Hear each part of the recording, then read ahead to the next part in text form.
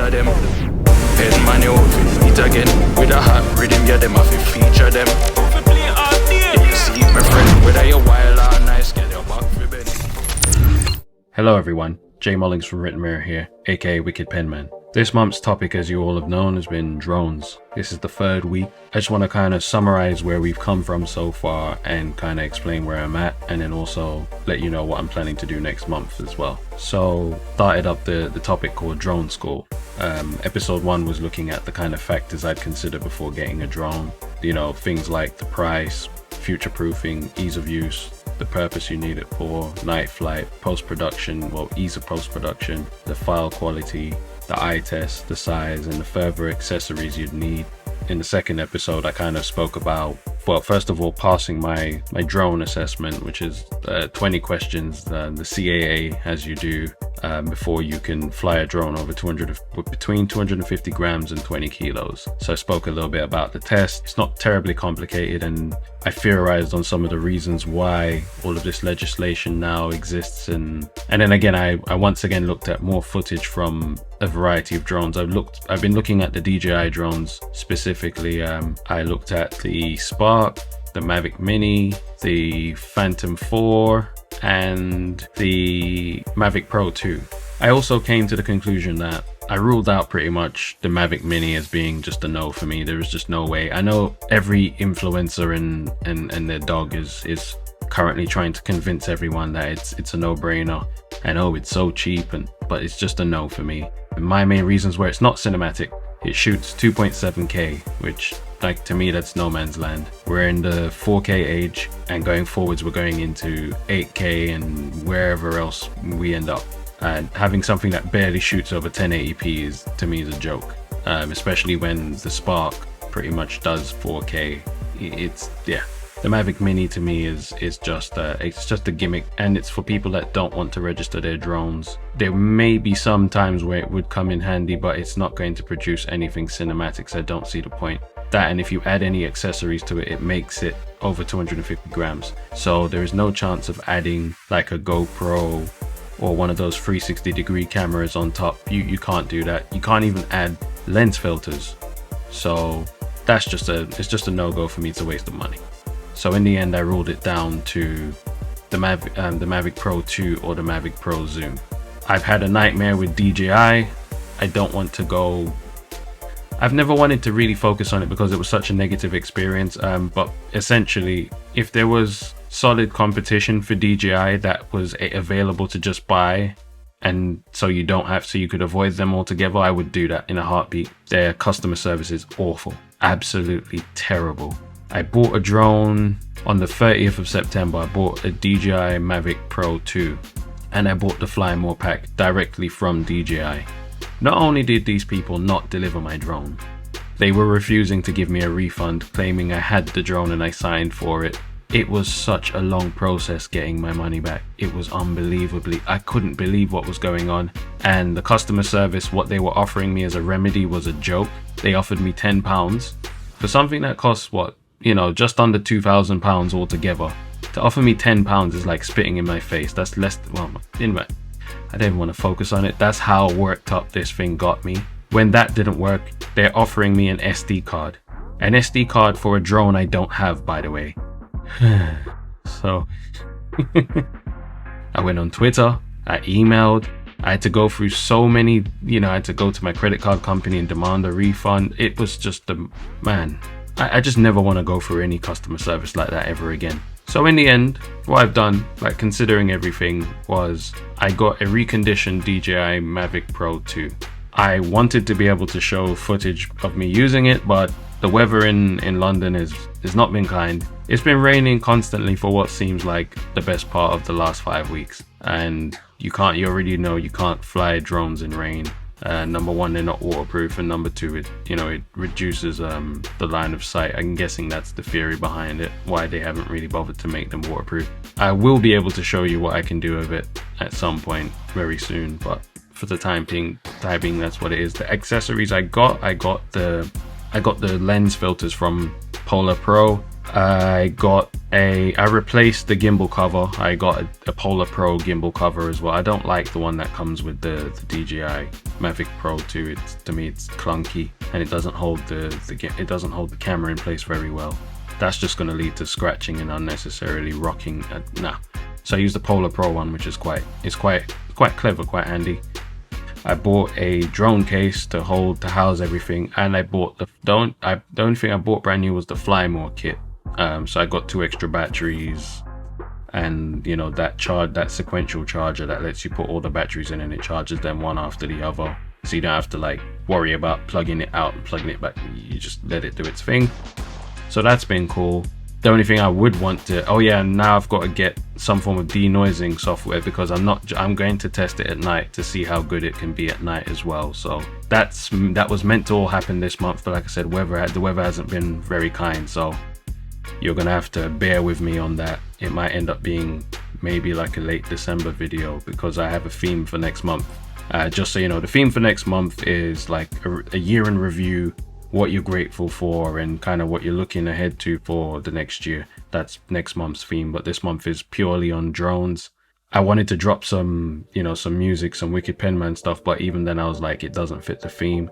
So I think again next month what I might do is, I might create a dedicated Wicked Penman channel for the music and stuff, and try and come up with more of a strategy and a plan going forwards. What I've learned, having done all of this research and spending all this time looking at different drones and trying to understand the laws and the legislation and the lay of the land and what you need to kind of do this thing if you're going to fly drones at a high level and such, is it's not a terrible industry. It's a very good industry, and it's a thriving one, and there's a reason why a lot of people are attracted to it.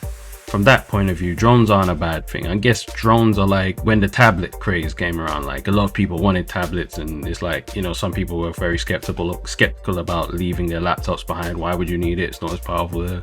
But the people that get it tend to really get it. But then there comes a point where the innovation not stops, it slows down, and it becomes more about money. And we're seeing that with DJI in particular. I don't think they're making the best drones they can make. I think they're kind of drip feeding the technology because they have the monopoly. Not only that, they recognize that anytime there's a threat to them at a particular price point, they just release something that squashes that. Then when the legislation changes, they release something that, counteracts that and uses it as its own form of press, which is quite clever. Oh, you've got to register over 250 grams? Look what we're going to do. We're going to release this drone that's 249 grams exactly. The only thing the geniuses never thought about, like I said, is adding filters to the camera. Like I said, it's not the greatest camera ever, but it's almost as if the lighting isn't perfect, you're not going to get very good, well, not noise-free footage for sure. I've seen the raw footage. I put some of the raw clips up in my last video. There was a lot of noise, like a lot. So you're going to think about this as well. If you buy the Mavic Mini, you're going to need denoising software, guaranteed. That's if you want your footage looking the best. And there's nothing wrong with that. Like, if you know your way around post-production, you know how to use denoising software.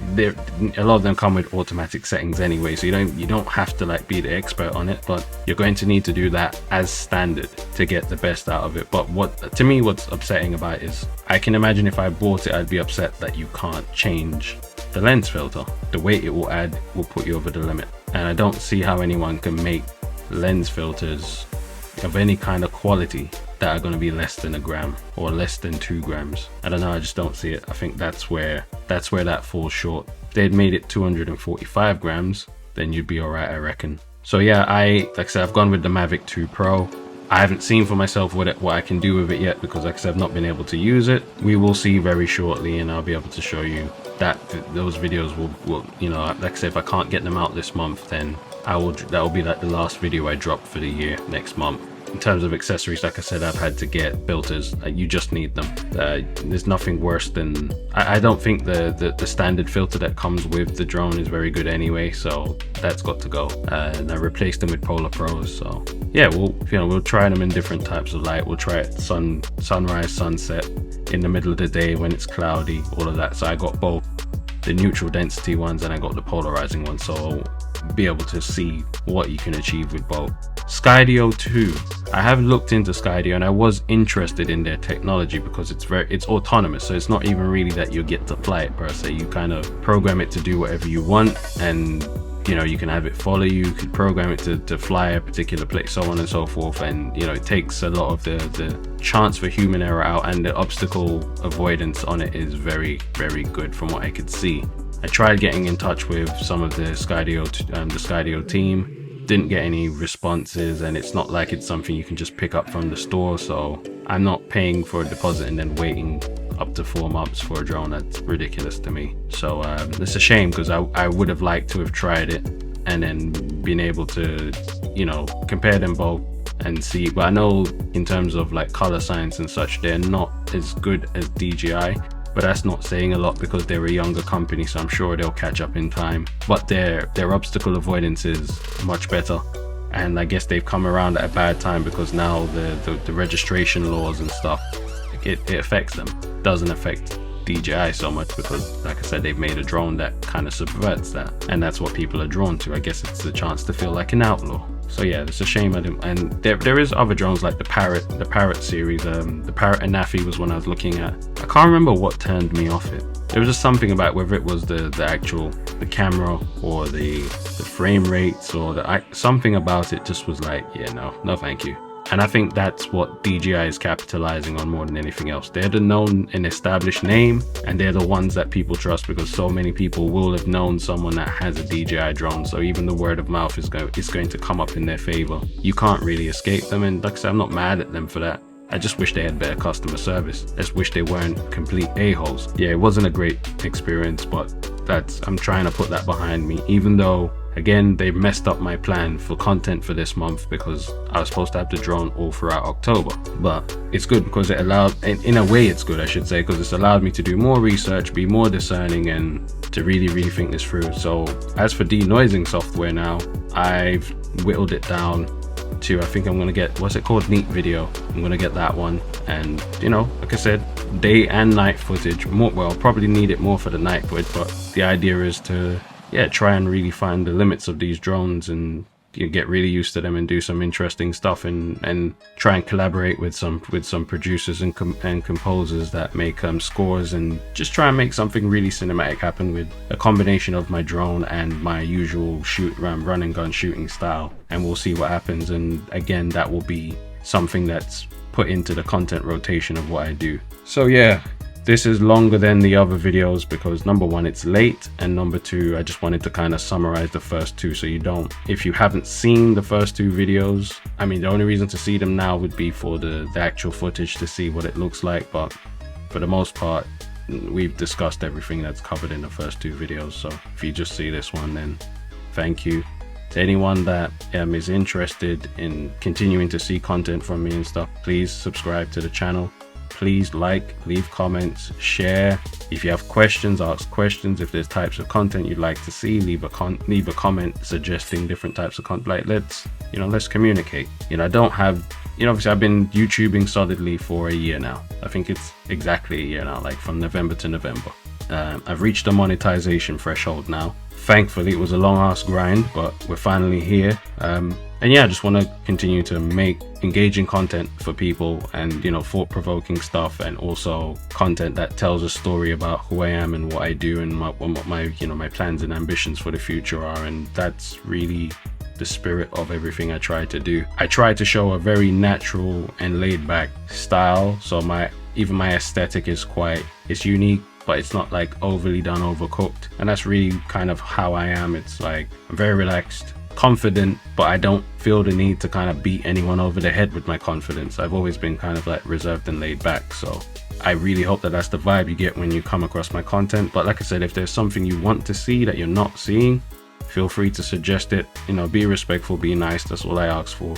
Apart from that, I'm even willing to have conversations with people who disagree with the things I say and the things I do. You don't have to like everything I do, but as long as if you're going to say you don't like it, if I then ask you what it is that you don't like or what you'd like to see, and instead it's a conversation, it's not an argument. One thing I know how to take is critique. That's pretty much all I get. So anyway, next month's theme is kind of say the year in review, what I'm grateful for, and kind of ambitions and plans for the next year, and so on and so forth. So thank you again for, like I said, supporting the channel. It's been a whole year. So for anyone who's been watching from the beginning, thank you very much from the bottom of my heart. And I'm Jay Mullings from Written Mirror, and I'm out.